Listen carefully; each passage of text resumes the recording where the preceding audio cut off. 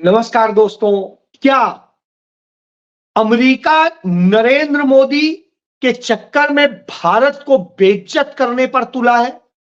और क्या भारत के साथ बड़ी साजिश चुनावों में हुई थी? जी हां, मैं इसी पर बात कर रहा हूं और बात शुरुआत करता हूं अमेरिका से। नरेंद्र मोदी अमेरिका की यात्रा करके लौटे।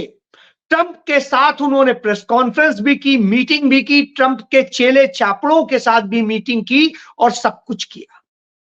यह हालत थी कि चंद वहां के दो बिजनेसमैन जो ट्रंप के प्रशासन में आजकल शामिल है, वो नरेंद्र मोदी के साथ जब बैठ के मीटिंग कर रहे थे अकेले, तब नरेंद्र मोदी के साथ में भारत सरकार के तमाम ऑफिशियल्स बैठे थे और वो पांव पर पांव चढ़ाए हुए अपने जूते का मुंह हमारे प्रधानमंत्री के तरफ करे हुए थे। इतनी शर्मनाक स्थिति थी। और जब इतनी शर्मनाक स्थिति हो तो आप सोचिए भारत के साथ क्या होने वाला है। जब प्रेस कॉन्फ्रेंस हुई, तब प्रेस कॉन्फ्रेंस के दौरान ट्रंप ने जिस तरह का व्यवहार किया और जिस तरीके से सवाल आए, जवाब हुए, उनसे भारत की थू थू हो गई।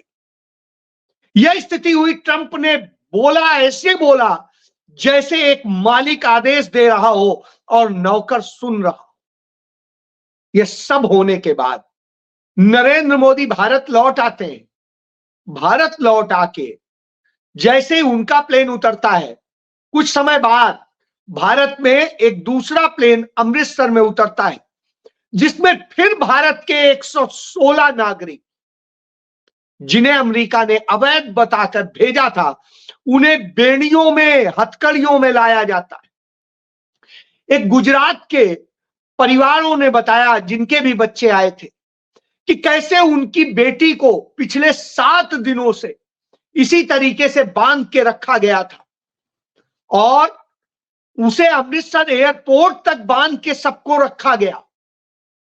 भारत में आने के बाद में जो होना चाहिए था कि कम से कम आप अपने नागरिकों के लिए खड़े होते, वहां पर हरियाणा सरकार उन नागरिकों को, अपने जो हरियाणा से रिलेटेड थे, उन नागरिकों को लेने के लिए जो गाड़ी भेजती है, वो जेल वैन भेजती है। यानी कैदियों, आतंकियों को लेने जा रहे हो, ऐसी स्थिति है। और अमेरिका तो हमारे नागरिकों को बेइज्जत कर रहा है। चाहे वियतनाम हो, चाहे और हो, छोटे छोटे से देशों ने अमेरिका को धमकाया और अपने नागरिकों को सम्मान के साथ लेके आए। लेकिन इतने बड़े भारत के आज यह स्थिति है। हमारे प्रधानमंत्री जहां दुम हिला रहे थे नरेंद्र मोदी, वहां आज स्थिति यह है कि हमारे नागरिकों के साथ यह हो रहा हो। इस पर आज हमें चर्चा करनी चाहिए थी, इस पर हमें बात करनी चाहिए थी, लेकिन हम बात कहीं और करने के लिए मजबूर हैं। आज हमें बात करनी चाहिए थी कि कैसे एलोन मस्क ने भारत को चुनाव सुधारों के लिए, लोगों को जागरूक करने के लिए जो 182 करोड़ जो है रुपया हमको देता था, वो रुपया भी उसने रोक दिया। और उनके जो संगठन है डॉगी, उसने ये आदेश जारी कर दिया, ऑफिशियल हैंडल से वो कर दिया कि हमने ये तुरंत रोक दिया है। जो राहुल गांधी कहते थे किस तरह से विदेशी ताकतों के माध्यम से नरेंद्र मोदी उससे के जरिए चुनाव को प्रभावित कराते हैं, उसका भी इससे खुलासा हो जाता है।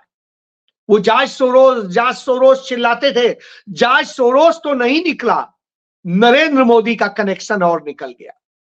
अब भाजपा क्या कहेगी? पिछले 10 साल से इस तरह से पैसा भाजपा ले रही थी कि हम चुनाव में जागरूकता पैदा कर रहे हैं।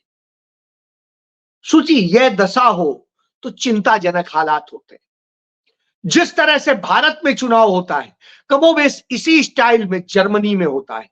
वहां पर भी 23 फरवरी को वोट पड़ने, वहां पर भी लगभग ऐसी हायरार्की है। वहां पर जो प्रेसिडेंट होता है वो हमारे जैसे प्रेसिडेंट होता है, उसी स्टाइल में होता है।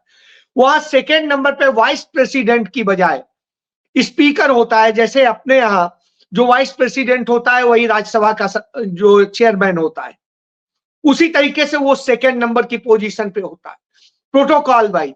और थर्ड नंबर पे वो होता है जो नेता होता है उस दल का, जो प्रधानमंत्री बनता है, उसे वहां चांसलर कहते हैं। और वहां पर भी जो होता है, वहां या तो सरकार सभी पार्टियों को एक एक फंड देती है चुनाव लड़ने के लिए, मदद के लिए, जनता देती है, और तरह से होता है। लेकिन ये चोरी वाला फंड नहीं लगा सकते, उसका आपको एक एक ब्यौरा देना होता है। लेकिन अमेरिका में इलेक्टोरल बॉन्ड होता है वैसे ही जैसे चोरी पूंजीपतियों का है। तो नरेंद्र मोदी ने वही मॉडल अडॉप्ट किया था।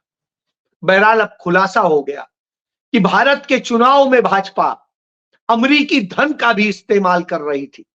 182 करोड़ रुपया आ रहा था, जो इलोन मस्क ने रोका है। आप देखते चलिए कैसे कैसे क्या खेल है, आते रहेंगे, क्योंकि अमेरिका दबाव बना रहा है कि उसके देश का जो कबाड़ है F-35, जो 5 साल में 9 बार क्रैश हो चुका है जो प्लेन, और जिसकी सैकड़ों खामियां खुद इलोन मस्क जो है इस पद पे आने के पहले गिना चुके हैं, उनके पेंटागन गिना चुका है और दूसरे गिना चुके हैं, वो भारत पर थोपना चाहता है। भारत उसको एक सही जवाब देने की बजाय उसके आगे नतमस्तक है, और हमारे नागरिक बेइज्जत हो रहे हैं, और हमारा हर नागरिक दूसरे देश में भारत कहलाता है, यानी भारत को अपमानित किया जा रहा है। यह दशा हो तो चिंता करनी पड़ती है। अब आता हूं, हम चिंता किसकी कर रहे हैं? हम कह रहे हैं चप्पे चप्पे पे कुंभ, कुंभ चलो भाई कुंभ चलो, चप्पे चप्पे पे कुंभ चलो। और यह कह के हम जो धार्मिक उन्माद फैला रहे हैं, जिस तरीके से हमने एक झूठा प्रचार किया कि 144 साल बाद में ऐसा कुंभ आया है, ये हुआ है, वो हुआ है, और ये झूठे प्रचार के जरिए हमने एक महा इवेंट बनाने की तैयारी की, इसीलिए कुंभ को महाकुंभ कह दिया। और उसके बाद में जिस तरह अंध, यहां पर हिंदुस्तान के अंदर हम किसी और को दोष नहीं दे सकते कि हाँ हम कहें इन्होंने इनको मूर्ख बना दिया, उन्होंने उनको मूर्ख बना दिया। इस देश की जनता मूर्ख है। वो अपने यहां पास बैठे किसी अच्छे ज्योतिषी से नहीं कि भैया ये बताओ कि क्या ये सचमुच 144 साल, कहेगा नहीं, क्योंकि ऐसा कुछ बदला नहीं है। जो हर 12 साल में होता है वही नक्षत्र, वही चीजें हैं, कुछ और एक्स्ट्रा नहीं है। लेकिन झूठे प्रचार करना है तो ये वैसे ही है जैसे मुझे याद आता है 1995 का, कि जब अचानक एकदम से गणेश जी को दूध पिलाओ, गणेश जी को दूध पिलाओ वाला चला था, और लोग दूध पिलाने लगे थे और कहानी बताने लगे थे। कहीं कोई दूध नहीं पी रहा था, मैं अपनी आंखों से देखा हूं। मैं दैनिक जागरण लखनऊ में था, हमारी पूरी टीम पूरे शहर में यही देखने निकली, तमाम मंदिरों में गए, एक भी जगह हमें नहीं मिला किसी के भी हाथ से कहीं पीते हुए। बस लोग डाले जा रहे थे, वो नीचे गिरता जा रहा था, बहता जा रहा था जैसे बहता है। वही स्थिति है, चम्मच चम्मच डाल रहे थे, थोड़ा थोड़ा सा बह रहा था धीरे धीरे। तो यह ड्रामा है। तो यह ड्रामा करके उन्होंने जान लिया। एक समय आया था, चोटी कटवा गैंग चल रहा था, चोटी कटवा गैंग, कट जाता है क्या हो जाता है, और लोग उसमें पागल हो गए थे। उसके बाद और भूल भी जाते हैं, ये झूठ फैलाया गया और तमाम झूठ फैलाए गए। कभी कहा जाता है कि बाबर ने जाके राम का मंदिर तोड़ दिया, जबकि बाबर कभी गया ही नहीं अयोध्या, और वो मंदिर तोड़ देगा। और जब ये कहते हैं तो अयोध्या में जो मंदिर बनी है वो उसके बाद बनी है। आप ये सोचिए कि बाबर मर गया था, बाबर का बेटा मर गया था हुमायूं तब, और ये कहते हैं बाबर ने मस्जिद वो मंदिर गिरवा के और वो करा दिया। तब आप सोच सकते हैं कि, और ये झूठ पूरे देश में फैलाया जाता है। उसी तरीके से ये झूठ फैलाने की पूरी प्रयोगशाला है। बहरहाल अब इन्होंने ये फैलाया तो जनता भगदड़ की तरह चली जा रही है, मूर्खों की तरह चली जा रही है। इसीलिए तो नरेंद्र मोदी को भरोसा होता है कि वो जीतेंगे, क्योंकि इस देश में मूर्खों की जमात है। पढ़े लिखे मूर्ख हैं। अनपढ़ होते तो कहते हमारे बुजुर्ग ज्यादा होशियार थे जो कम पढ़े होते थे, लेकिन आज मूर्खों की जमात है, चले जा रहे हैं। असल में कुंभ, यदि आप शास्त्रों में पढ़ेंगे तो कल्पवासियों का होता है। वो 1 माह का कल्पवास करते हैं और कुंभ होता कितना पीरियड है। वो मकर संक्रांति को शुरू होता है और माघी पूर्णिमा के स्नान के साथ खत्म होता है। लेकिन साहब, नया दौर है, नया भारत है, और ये हिंदू और हिंदुत्व के बीच का अंतर है। इस कारण से माघी पूर्णिमा खत्म हो गई, अभी भी चिल्लाए जा रहे हैं कि नहीं, कुंभ है, महाकुंभ है और सब कुछ। तो ये चल रहा है। क्यों? क्योंकि धंधा है असल में। तो उस धंधे के लिए ये किया गया, जिस तरीके से बरगलाया गया, उसका नतीजा ये हुआ, लोग पागलों की तरह चले जा रहे हैं। क्या करने जा रहे हैं? अरे भैया, पुण्य कमा ले, फिर पता नहीं कब आए कि ना आए, हम जिंदा रहे कि ना रहे। बहरहाल, आप जिंदा रहे न रहे कोई फर्क नहीं पड़ता। फर्क इससे पड़ता है कि आपकी इस होड़ ने इस देश के हजारों लोगों को मौत के मुंह में ढकेल दिया है। हजारों लोगों को, 1-2 को नहीं। कितनी आग लग चुकी उस कुंभ परिसर में, जिसमें तमाम लोग जो है घायल हुए हैं और वो मरणासन हालत में, और करोड़ों का नुकसान हो चुका है। इधर आप देखिए कि जो लोग गए, भगदड़ मची, उसमें जो लोग मरे हैं आज तक गिनती पूरी नहीं हो पाई है।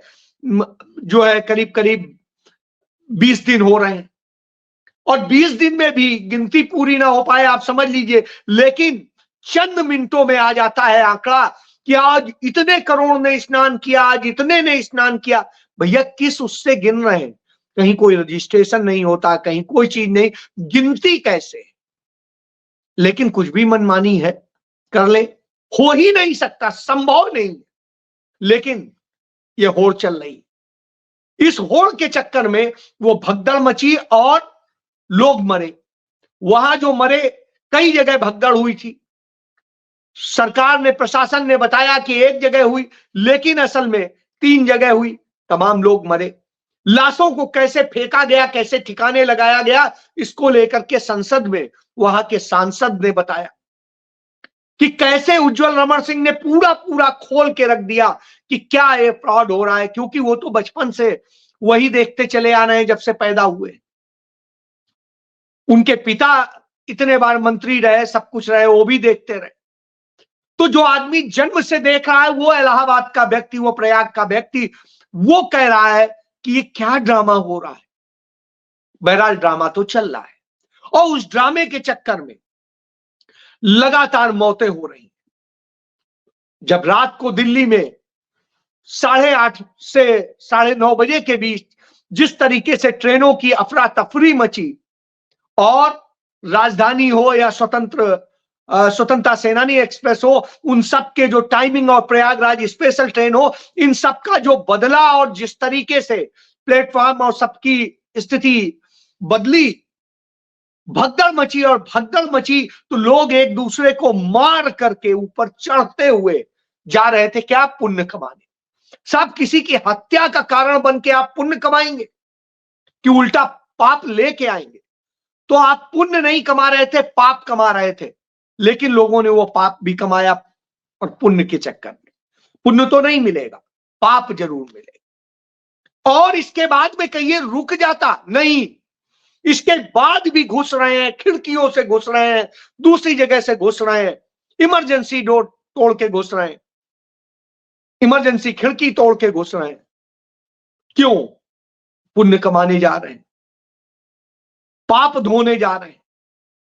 साहब, इस तरह की स्थिति में हो तो आप समझ सकते हैं इस देश को कौन सा घुट्टी जहर पिला दिया गया है। उसके कारण ये मौतें हो रही। जितना नरेंद्र मोदी और आदित्यनाथ दोषी है, भारतीय जनता पार्टी और आरएसएस दोषी है, उससे बहुत ज्यादा दोषी वो लोग हैं जो वहां स्नान करने के नाम पर जा रहे हैं, वो लोग दोषी हैं।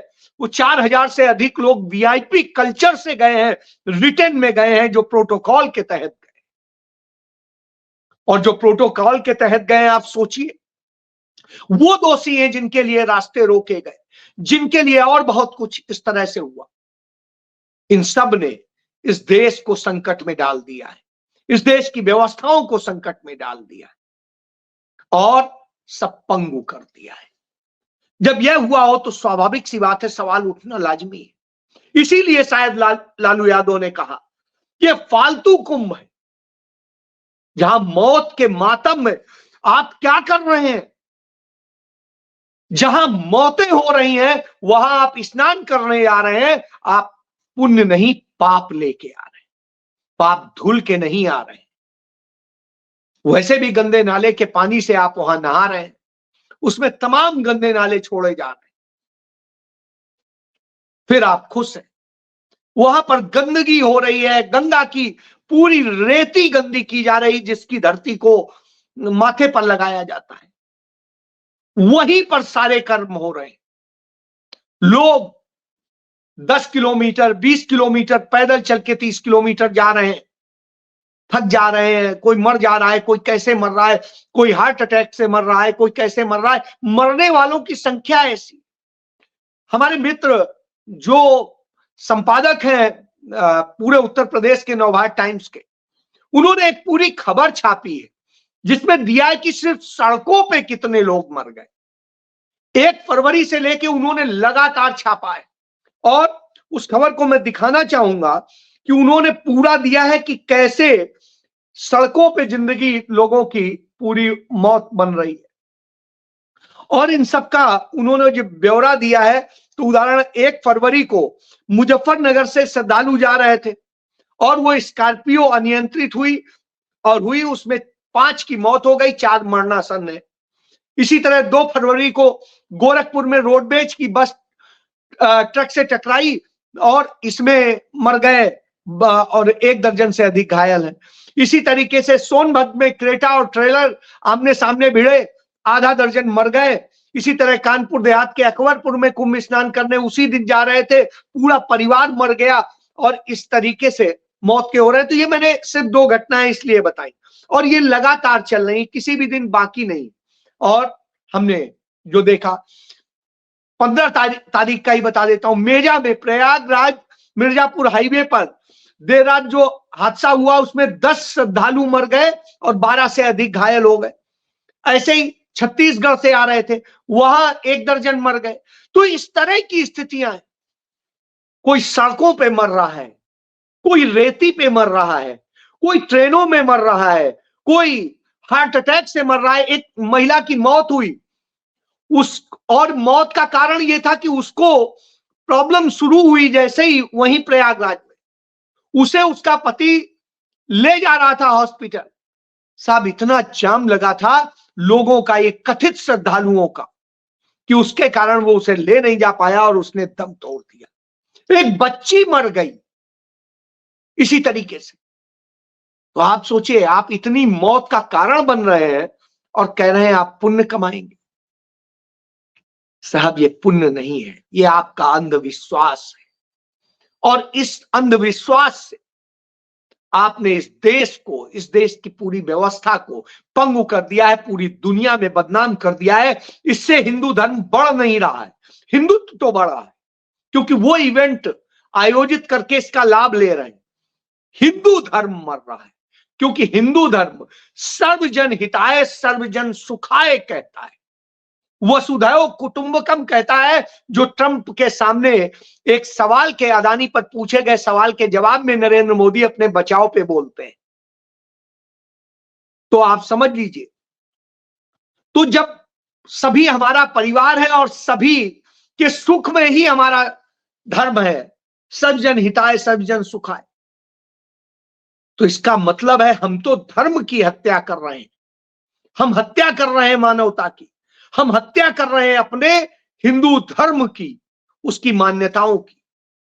यह मान्यता नहीं।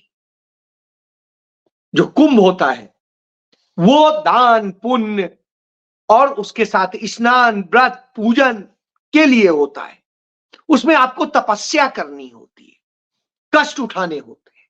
लेकिन साहब यहां तो धंधा चल रहा है। इसलिए कह रहा हूं, इन झूठे नैरेटिव में फंस रहे हैं। कभी आपको विश्वगुरु दिखा दिया जाता है तो कभी धर्मगुरु दिखा दिया जाता है। इसलिए आप परेशान। बड़े बड़े पूंजीपति जाते हैं तो ये बड़े बड़े महामंडलेश्वर उन्हें स्नान कराते हैं। यह अवधेशानंद स्नान करा रहा था जल डाल करके उसको, अमित शाह को जो तड़ी पाल रहा है, कि इसलिए कि साहब सत्ता खुश रहे। और ये आप से वो लेते, जो सही बताता है उसे गाली देते हैं। सोचना होगा। इसीलिए पंडित नेहरू ने कहा था, गंगा में तो हम सदैव पले बड़े हैं, तो हम तो गंगा स्नान कभी भी करेंगे, लेकिन इसी समय करें। यह आम श्रद्धालुओं के लिए, जो कल्पवासी हैं, उनके लिए कष्टप्रद होगा। और जो ये तथाकथित साधु बन के घूमते थे, इन्हीं साधुओं के कारण उस समय भी दुर्घटना हुई थी। इनके ड्रामे कारण, अहम के कारण, कि जब नागाओं से पहले जाकर के स्नान कर लिया था कुछ श्रद्धालुओं ने, तो इस पर नागाओं ने अपने हाथी खोल दिए और वो हाथियों ने भगदड़ मचाई, जिससे तमाम लोगों की मौत हुई थी। न किसी वीआईपी का चल के कारण, न ही अव्यवस्था के कारण। लेकिन आज अव्यवस्था के कारण मौत हो रही है और देश की राजधानी दिल्ली के रेलवे स्टेशन पे हो रही है। सोचिए आपने कितना बड़ा पाप किया है। प्रायश्चित नहीं है इसका, क्योंकि इसकी भरपाई नहीं हो सकती है। आपको मुक्ति नहीं मिल रही है, आपको श्राप मिल रहा है। यह समझ लीजिए। जय